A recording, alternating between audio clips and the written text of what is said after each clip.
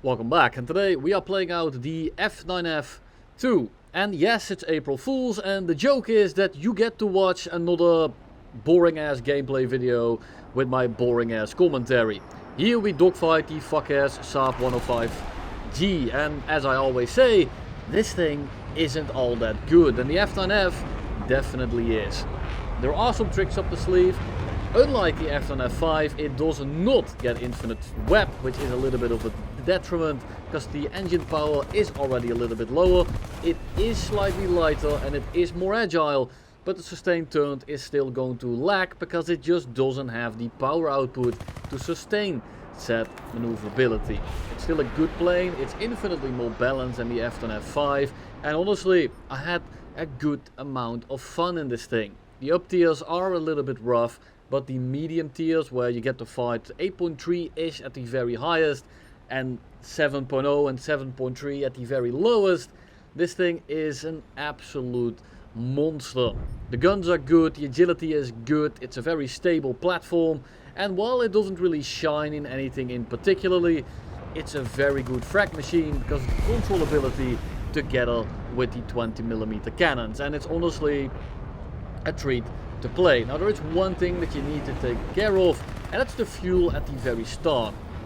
We do carry 20 minutes minimum fuel, but we have the fuel dump option, just like we find on the F9F-5. And this is a good way to get rid of a very good amount of weight, making your plane just overall feel a lot better. Now in the background you can see me piece people up. After this, it's going to become a little bit more strategical. Here, for example, I go a little bit more behind. I wait before I turn in, and this solidifies my position because this guy is going an awful lot slower than me. So if I position myself wrong, guess what happens? I overshoot, or I just simply don't get the shot. I have two more good fights right after that one, but I want to keep the pace up a little bit, so we are going to watch this clip first. I'm sorry, I normally don't do this, I don't put it at the end, consider it an April Fool's joke or something, I guess. I just want to keep the pace up a little bit, because the fight is a little bit drawn out, just like the explanation that I'm giving you right now. Two tier 4s, we don't really want to leave them for last, and Vodka here is in the F9F-5, and I can tell that the difference in distance is substantial. He's a lot further ahead of me, and that's just because that plane does have infinite web and a stronger engine to boot. We pincer the tier 4s, make sure that he shoots at one of us and the other one can kind of attack them for free. Meteor, it's probably the Mark 8 looking at the roundel in front, so we spray in the head on, we make him dodge, we then recommit, and before he lines his guns up, we shoot him straight out of the air. He bails, and that is kill number 1. Vautour, hot fanboy Uwu. I need to kill him for his name alone, but the Vautour is also a plane that we don't really want to deal with, because it's substantially faster than what we are, and unfortunately I didn't really cut him off properly, so I am not going to be able to reel him in, unless he does something that he shouldn't. But I'm not gonna wait for it, I'm just going to peel off and I'm gonna see if I can kill his friends. But I'm gonna keep my eyes on him to see if he is reacting to me, and if he does, I will instantly cut off his flight path, like right here, and now it's costing him way too much energy to turn back in, turn back out. He needs to get away from me, but he's too slow and he's too massive to do so, and we just saw his wing off, and now we can re-engage the kind of furball that's enveloping the city. And I'm coming from behind, and this is a good angle for me. I can surprise them, and I hope that they're not really going to be paying attention to me. And for now, there is no target prioritization. I'm just going to go for whatever is closest, unless it's a danger to me or someone else. So right now, J29, not an issue. He's flying away. MiG-9 is getting shot at, and the MD-450B is shooting at my friend. So I'm going to go for him. Vodka commits 9/11 in the background. I missed my shots, and now we need to go into the vertical. But I'm not going to give him all this position. So I'm going to turn behind him once, give him the widest turn possible if he wants to recommit to me, and then I just fly away. There is simply too much stuff in the middle of the game. We have the J29, we have the MiG-9 late, and I know I can deal with all of these planes. And the issue is they are staggered, they are grouped up, and they are all coming at me in a Congo line. So if I go for the reversal on the MiG-9, the Barugan instantly will take a crap right into my mouth, and I don't really like the feeling of that, so I'm just going to disengage for now. I am going to fight both of these at the same time, as long as they don't peel off, but I need a little bit of separation and I need to reset a little bit. You can tell that I'm outpowering these guys without much issue, and this is without web. That I recommend you to save. This was the first game that I did in it, and I just wanted to see if it could run out, and the answer was, well, yes. So now, ample distance, MiG-9, MD want to kind of peel off. They are showing that they are kind of getting bored, and then is when I am going to engage. Because now they get impatient, they turn a bit more, they are probably going to turn back, but this is costing them energy, which is something that I want to leverage over them, because I'm trying to play an energy trap here. So we go with the head on, get some hits in. I'm not going to recommit on the MiG-9, I am simply going to turn straight up.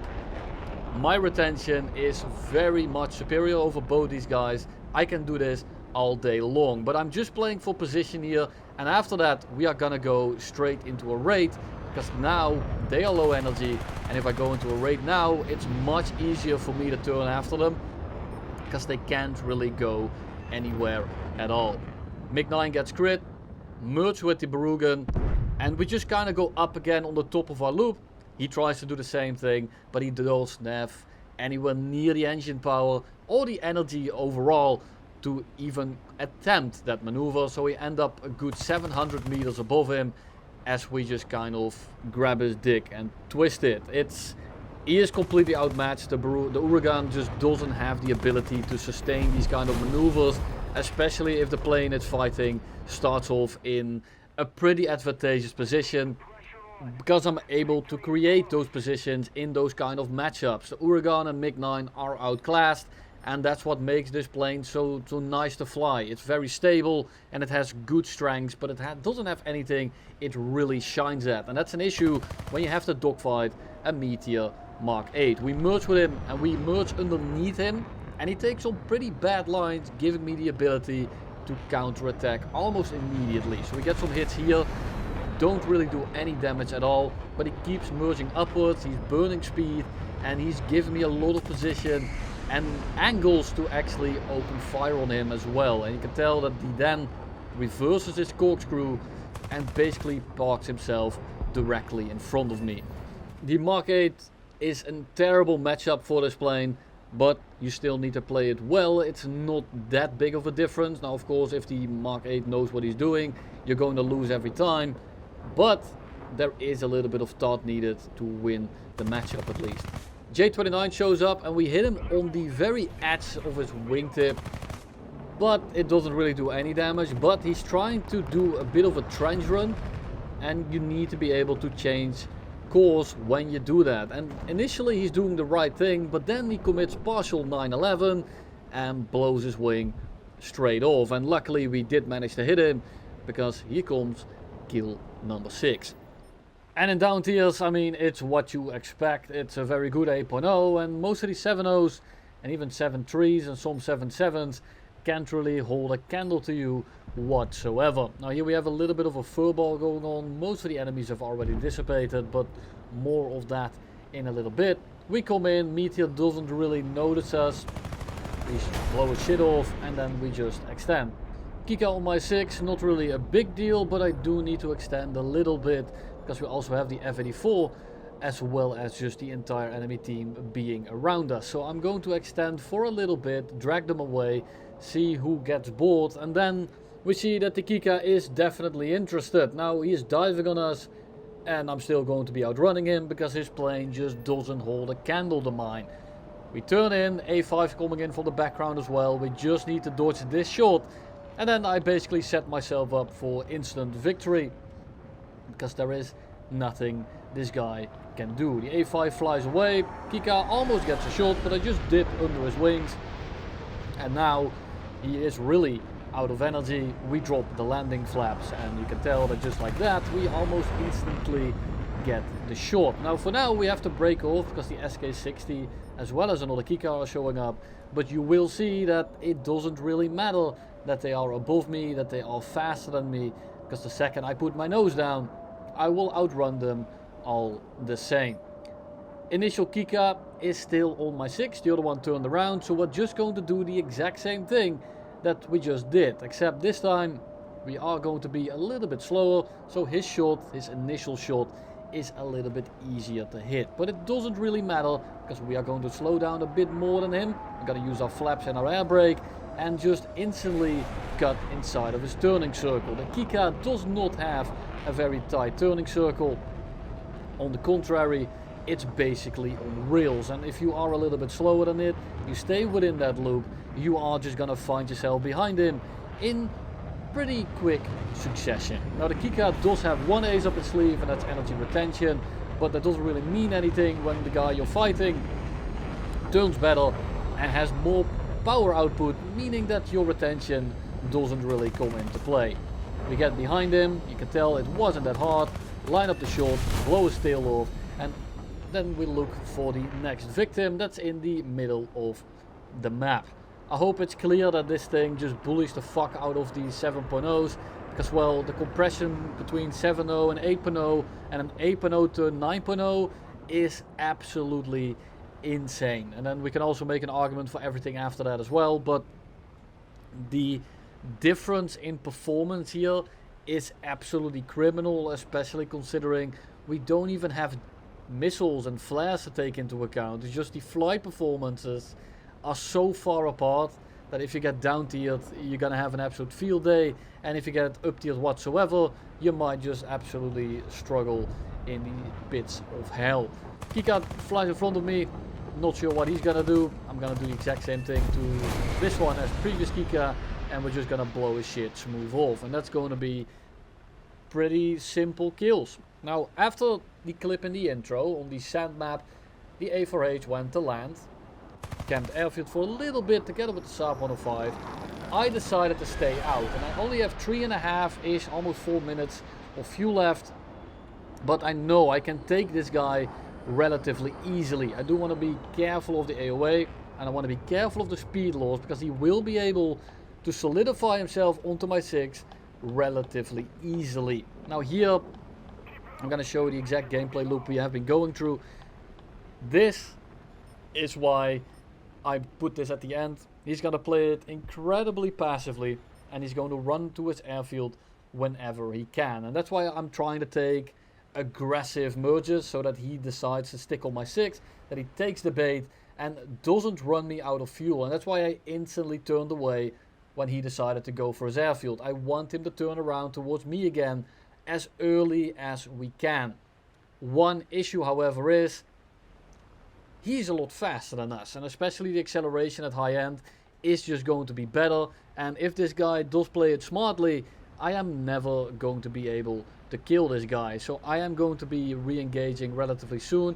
We're only going 600, he's probably going closer to 800, and I need to take the head on. I don't have much time, my fuel is running out, he does recommit as well, so I'm not going to be nearly as aggressive, because that plane is really good when it comes to those close range head-ons, because it has a lot of roll rate and it has a lot of AOA, and you can tell that this man does not want to take the fight. And I'm not entirely sure if he knows that I'm almost out of fuel, whether he's scared out of his mind that he might lose this game, or perhaps he is waiting for his teammate, because there is still a Saab 105 somewhere on the map. I'm gonna put it into a gradual climb. I do want to get a little bit more altitude, because this guy is gonna be merging faster than we are, and you can tell he's already starting to reel us in. And we are on 2 minutes of fuel, mind you. This guy is probably on like 10. He is still completely outperforming me. I need to get back to my runway, but I also really need to kill this guy, because I can't really land when this guy is chasing me, and I only have 2 minutes of fuel with this much distance to go. So what do? We wait for him to get closer, we wait for him to speed up a bit, and then I'm gonna put some of my own energy from the altitude that I have into speed. And I want to merge as fast as I can with him without compressing. So I'm gonna stay at about 840-ish, 850 maybe. Going merge underneath. I decide to go flat here to conserve my energy, but he just does a wide, not even the turn, he just flies straight, and I am never going to be able to catch him. And there is the Saab 105. It's now 2v1. I am without fuel essentially, and the A4H is going to be a little bit of an issue because I cannot 2v1 these guys. So I'm going to need to take one of these head-ons in order to send them back to the hangar, and we managed to get a severe. And the second I see that severe, we are turning back around to the Saab 105 just to make sure that we win this game. I cannot prolong this any longer, but this dogfight is basically a gift considering I outperformed this guy completely. He does a very weird merge. He probably could have just extended and flown away and drained my fuel, but luckily he did go into a bit of a panic and he starts turning a little bit, meaning that I'm now able to reel him back in. He finally drops his ordnance and we just blast him straight out of the air.